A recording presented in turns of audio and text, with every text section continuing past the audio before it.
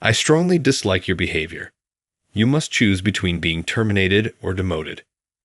I was stunned when the executive vice president, Chris, spoke to me in that manner.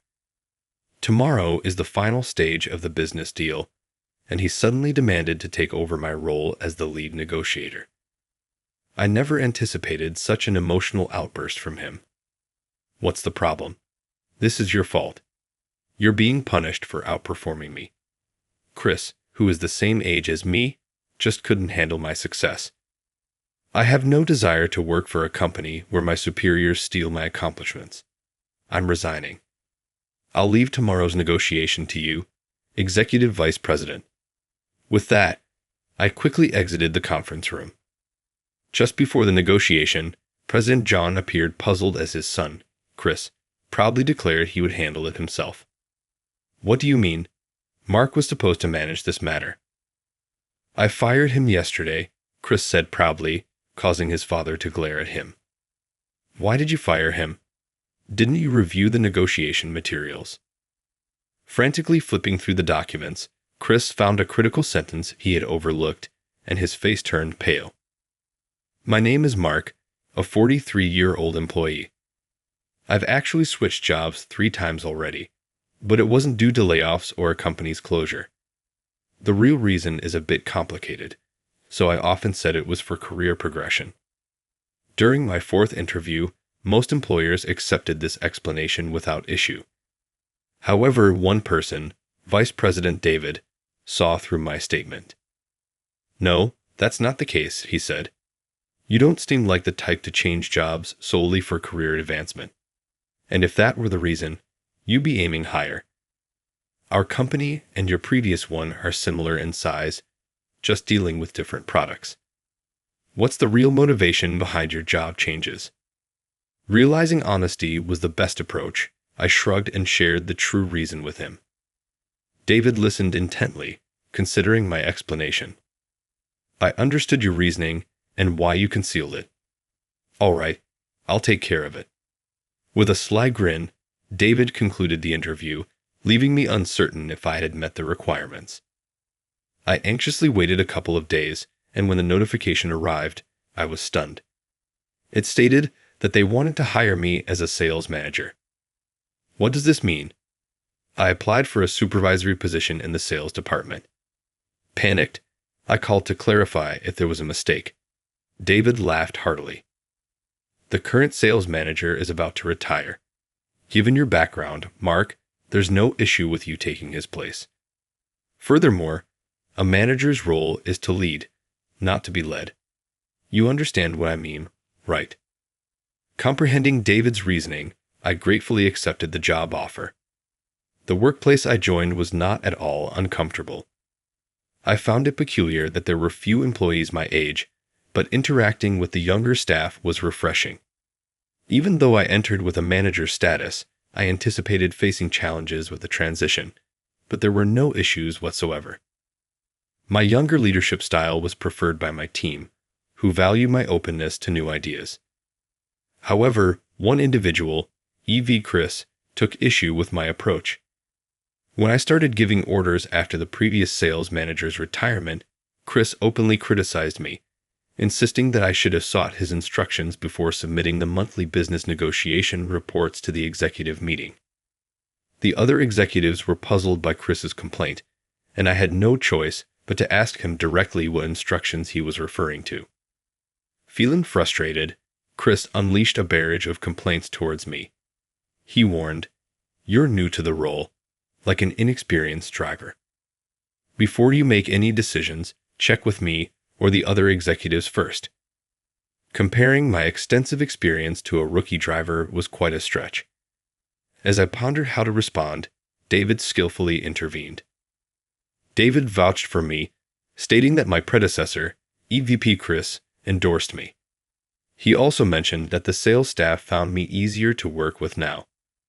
Convinced, the other executives agreed, but President John remained dissatisfied. Chris faced reprimand for his outburst. John advised, talented people can't perform well if constantly second-guessed.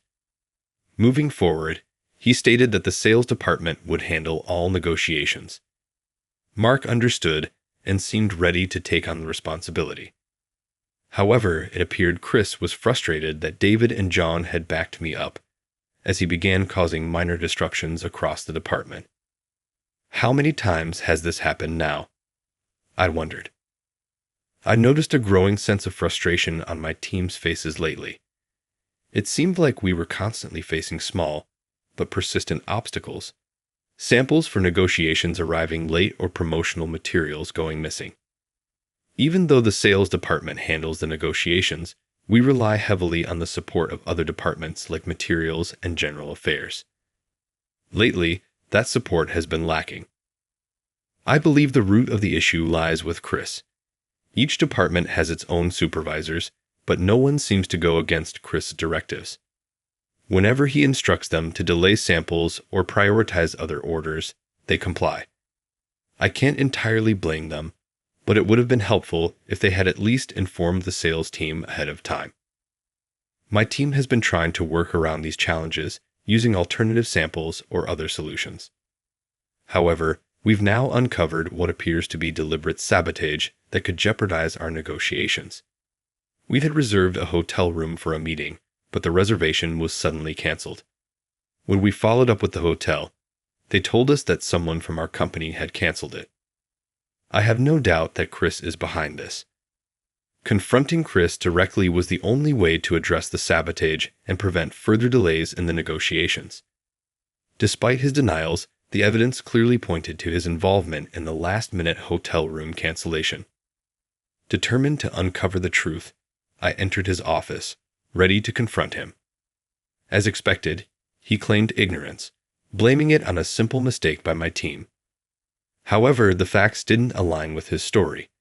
The sudden cancellation, the limited knowledge of the room details, and the finance department's connection to Chris all suggested his culpability. Faced with the mounting evidence, Chris fell silent, unable to refute the accusations. Informing our clients about the change could raise suspicions, but I couldn't let his actions jeopardize the team's hard work.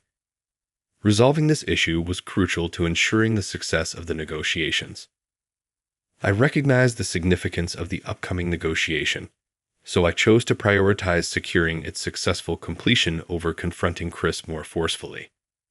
This negotiation is crucial, and any further interference from you will leave me no choice but to escalate the matter to the president. I can provide the recorded call as evidence at the executive meeting. Although Chris appeared to back down, I couldn't dismiss the possibility of him continuing his disruptive actions. True to my concerns, he decided to usurp control of the negotiation at the worst possible moment, despite the challenges we'd already overcome, such as the hotel room change. The negotiation was nearing its conclusion, and I had expected the top executives to finalize the contract the following day. However, first thing in the morning, Chris summoned me to his office and declared, "I cannot entrust this important negotiation to you. I will take over. You needn't worry about it." "I don't understand what's wrong," I said, perplexed. Chris frowned. "That's the issue. Why can't you simply follow your boss's instructions? You have a choice. Get fired or be demoted. We don't require your services for this job." I was taken aback.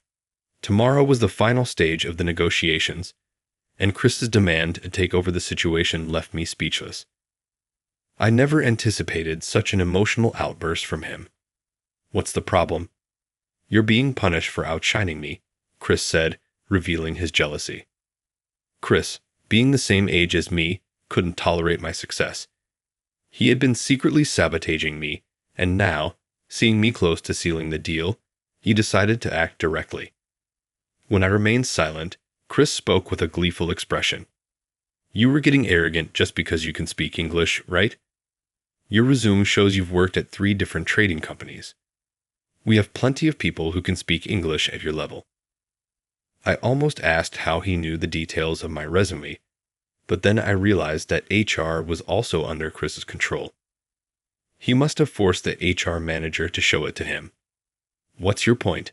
I asked calmly. "I can converse in English proficiently, so there's no need for your involvement in tomorrow's negotiations." He mistakenly thought my business English abilities were crucial for sealing the deal. While his misconception was rather amusing, I didn't feel inclined to correct him.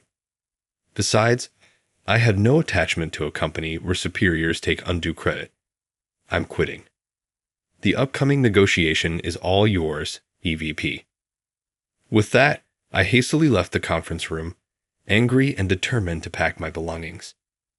As I headed towards the sales department, I ran into David. "What's wrong?" "You seem upset," he said, sensing something was amiss. David invited me to his office and asked for an explanation, so I recounted all of Chris's wrongdoings, including the previous act of sabotage. After listening to everything, David closed his eyes and contemplated the situation. I braced myself for him to dismiss my concerns. But then he spoke, his tone tinged with bitterness. "EVP Chris has done it again." "I'm confused," I responded. David didn't give a direct answer and instead asked, "Didn't you notice anything unusual in those executive meetings?" I felt puzzled by his question. David then explained, "Except for you, no one else in your age group attended those meetings." At first, I assumed it was because those positions are typically held by older individuals. But then I realized that doesn't make sense. Even for a medium-sized trading firm, it's strange that someone younger than Chris would be excluded. I voiced my growing suspicions. There must be plenty of capable younger people than the executive vice president, Chris. Has this been happening for a while? David frowned and slowly nodded. Chris joined the company around 5 years ago when his previous employer went under. The president's ex-wife asked him to come on board, so he reluctantly brought Chris in. Now that the president has remarried, Chris knows this fuels his rivalry with the younger men. That's why Chris and Jan have different last names, even though they're family. Despite this background, I still struggle to understand. David continued with a bitter smile. "You might not get it because you're skilled, but Chris came from a completely different industry with no real expertise. The man's youthful appearance serves as his secret weapon, despite his advancing years. Before you came aboard, he would make grand proclamations about appealing to the younger crowd, without any evidence to back it up. The seasoned executives would listen, assuming he knew what he was talking about. It becomes clear that having a peer around would challenge his position. Instead of earning qualifications or attending training, he took the easier path. By eliminating his rivals, he believed his opinions would carry more weight. As a result, employees in their late 30s and 40s who held supervisory roles became his targets. Any noticeable behavior from them was met with harassment or false accusations. Those with a healthy sense of self-preservation had no choice but to resign. This has led to a workforce dominated by either the company president, who is older, or fresh-faced young staff just starting their careers. Now, I understood the situation clearly. Chris was like a seasoned office bully, undermining his colleagues to maintain his status as the youngest one present. These underhanded tactics only became apparent when the victims were about to leave. I had mentioned this to the president, but he couldn't believe his own son would be so petty and jealous. The president dismissed the idea as unbelievable. The company's website boasted that John had built the business from the ground up, making it a fierce competitor in the industry. Jan couldn't comprehend Chris's mindset, which prioritized being the youngest over actual competence. However, I knew all too well what would happen if the situation was left unchecked. My previous employer failed because they ignored similar jealousy. I decided it was time to confront David directly. "Executive Vice President David, what are your goals for this company?" I asked. David looked puzzled. "My goals? Well, I hope we can keep increasing our revenue and profits. The president's successor is also very capable, even though he's still a student." David's eyes seemed to plead with me to overlook Chris's harassment for the time being. Given David's long tenure, he probably didn't want to stir up trouble in a comfortable environment. Leaving the status quo behind was a bold move. During our conversation, I revealed to David something I hadn't mentioned even in my interview. Do you know why I changed jobs 3 times? I inquired. David nodded, acknowledging, yes, you mentioned being forced out due to jealousy. While it was unfortunate, we've gained a talented individual because of it. Taking a deep breath, I continued, the reality is that those 3 companies no longer exist. They've split, dissolved, or filed for bankruptcy. They're no longer operating. Surprise, David's expression shifted. That can't be. When we conducted a background check, those companies were still thriving. If you have any doubts, I encourage you to check their websites now, I suggested. David promptly pulled out his smartphone and began searching. His face grew increasingly shocked with each passing moment. You're absolutely right. But how could this have happened? It's quite simple, I explained. The individuals who drove me out became more confident and repeated the same actions towards others. Imagine the consequences when that cycle continues. I spoke calmly yet firmly. A company cannot function without its people. If the people inside abandon it, the company cannot sustain itself. I continued to speak with David, whose expression had become serious. If this situation persists, the company will eventually face the same unfortunate outcome. Truthfully, Chris's harassment is minor compared to what I've endured in previous workplaces, but it's becoming a significant problem. Chris has pushed me to either lose my job or be demoted. If I resign, it would be a victory for Chris, and he's likely to repeat this behavior. The future outlook is not promising. Whether my words resonated with him or not, David fell silent for a moment before firmly nodding. I understand your perspective. I won't simply stand by and watch anymore. Sabotaging the company out of jealousy is no laughing matter. I felt relieved. With David on my side, we could take drastic measures if necessary. After consulting with him, I headed to HR with a lighter step to retrieve the resignation paperwork. Just before the negotiation, John appeared puzzled as Chris's son proudly declared he would handle it. What do you mean? This was supposed to be handled by Mark. I fired him yesterday, Chris's son stated proudly. John glared at him. It's fine. I can communicate in English as well. The only remaining step is to sign the contract. Here is a paraphrased version of the given text, maintaining the same length as the original. Why have you let him go? Didn't he review the negotiation documents? The top executives from the other company are arriving today. How will you manage without him? Chris, who thought it was just a formality, was stunned by John's outburst. He frantically flipped through the documents and discovered a crucial sentence he had overlooked. A look of concern spread across his face. An hour before the negotiation, I received a call. They already knew I wasn't there since the morning.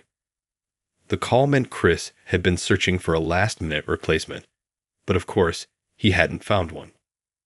Despite John's constant reprimands, Chris still didn't understand. I answered the call with a faint yawn. What's the matter? I got the resignation paperwork from HR yesterday. I'll fill it out and send it in the next day or two. But I'm taking paid leave today, so I'm not coming in. You don't need to resign. Just come to the hotel right now. Chris's desperate voice made me chuckle. Executive Vice President Chris, isn't this quite different from what you said yesterday? Didn't you boast that you didn't need me? I didn't know the contract would be in Arabic, Chris stammered. I could imagine Chris turning pale. He must have just realized the contract was in Arabic, a fact clearly stated in the negotiation documents. If he had been involved from the start and reviewed the documents, he would have known this.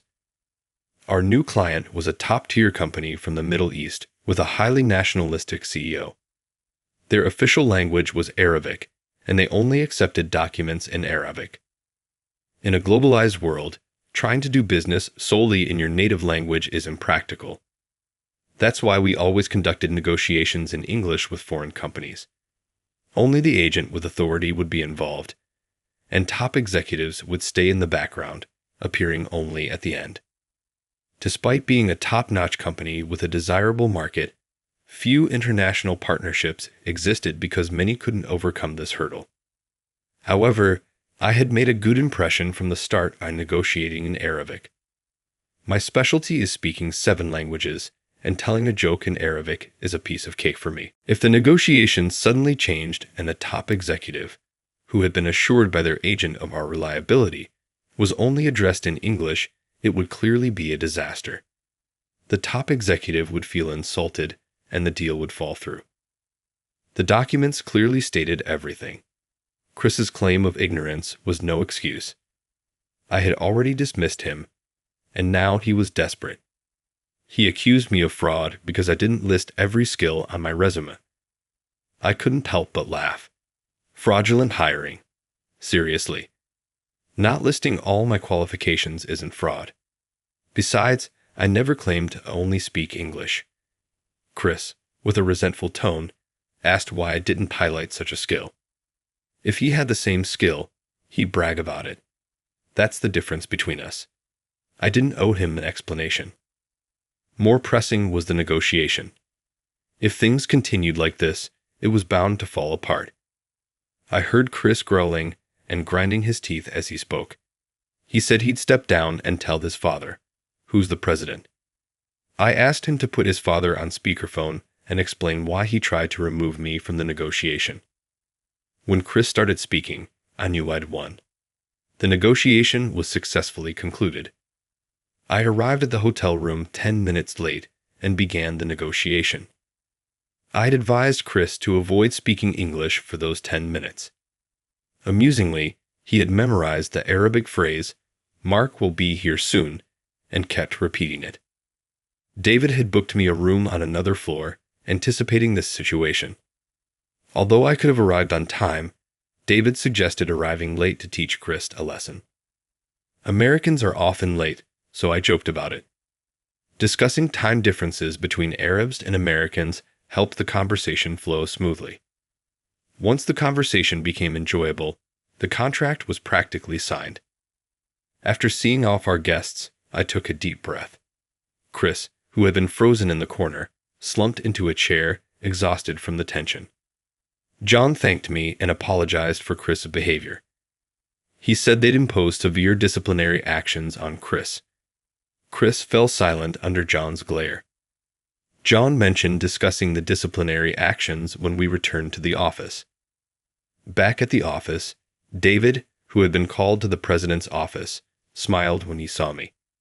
"Everything went well, judging by your expression," he said.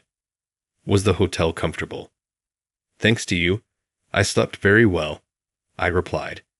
Seeing John's puzzled look, David laughed and explained. Chris told Mark he was either going to be promoted or demoted. We couldn't lose him, so we needed you to understand his misconduct. We asked him to help expose the company's issues. I added, if I had reported Chris's actions myself, you'd have been skeptical. Even when David told you, you didn't take it seriously. John looked embarrassed. "You're right. I apologize."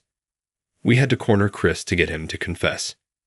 John turned and shouted at Chris, "I took you in when you had nowhere else to go, and this is how you repay me. It's like being bitten by my own dog. Write your resignation letter today, but you can stay until you find another job." John's glare made Chris tremble. "If you don't want to resign, you can be fired." You had no problem threatening Mark with the same choice. Chris quickly agreed. "Okay, I'll write it."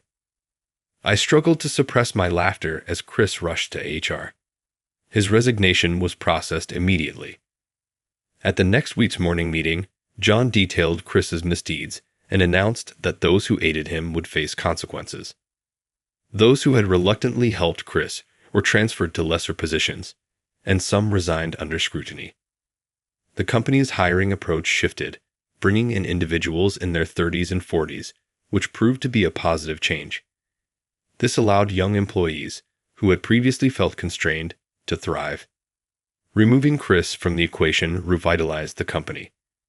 However, Chris now struggles to find a job, facing the consequences of his past actions.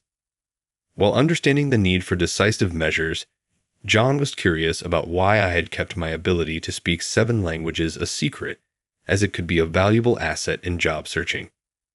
I chuckled and explained that, for me, it had been more of a hindrance than a benefit. Throughout my student years, I had developed a deep passion for languages, becoming fluent in 7 by the time I graduated college. I initially used this skill to secure a job after graduation, but soon found myself confined to interpretation and translation tasks. Despite my desire to take on more involved roles in negotiations, I was restricted to merely interpreting conversations for the executives. Even when I knew how to improve a deal, I was not allowed to voice my opinions. Frustrated, I requested a transfer, but my superior denied it, stating that an interpreter only needs a functioning mouth, not necessarily intelligence. They whispered about me when I wasn't around and criticized me whenever I stumbled. Although I was summoned to key discussions, they mistakenly believed I was receiving special treatment, which made them resentful. I realized that staying would have been disastrous, so I left. This pattern repeated itself at the next 2 companies I worked for. I was taken advantage of, faced jealousy, and experienced resentment. To avoid this, I decided to downplay my language abilities during the interview process at the 4th company. David saw through that immediately. Mark shared how the companies crumbled after his departure, driven by jealousy and extreme actions. The situation with EVP Chris was a prime example. Fearing our company might face a similar fate if we pushed Mark out, we collaborated on a drastic solution. John expressed his gratitude, saying, "Thank you for your dedication to the company." "And thank you, Mark. I'll repay you both someday." He shook our hands firmly. John kept his promise. The following year, David became the president, and John advanced to the role of chairman. David served as the interim president until the air was cleared, and he was highly satisfied with the outcome. I was also promoted from sales manager to executive vice president. However, since I still manage the sales department, the hectic business pace remains unchanged. My current focus is to develop reliable subordinates to share the workload. Utilizing my linguistic abilities, I refuse to limit their application solely for expedience.